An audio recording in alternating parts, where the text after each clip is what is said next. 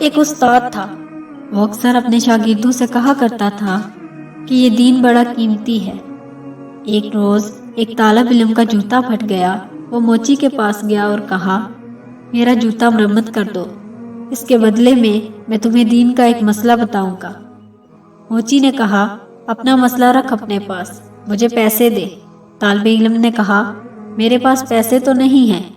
موچی کسی صورت نہ مانا اور بغیر پیسے کے جوتا مرمت نہ کیا۔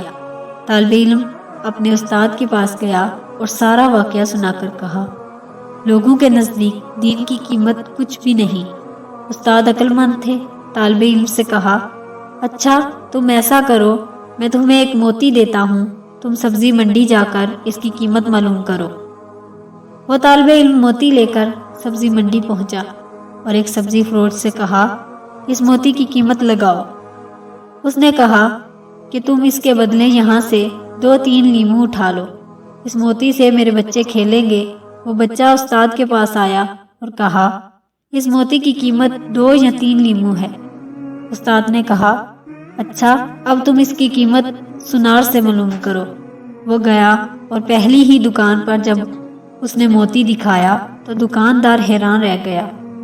اس نے کہا، اگر تم میری پوری دکان بھی لے لو تو بھی اس موتی کی قیمت پوری نہ ہوگی۔ طالب علم نے اپنے استاد کے پاس آ کر ماجرا سنایا۔ استاد نے کہا، بچے، ہر چیز کی قیمت اس کی منڈی میں لگتی ہے، دین کی قیمت اللہ کی منڈی میں لگتی ہے۔ اس قیمت کو اہل علم ہی سمجھتے ہیں، جاہل کیا جانے دین کی قیمت کیا ہے۔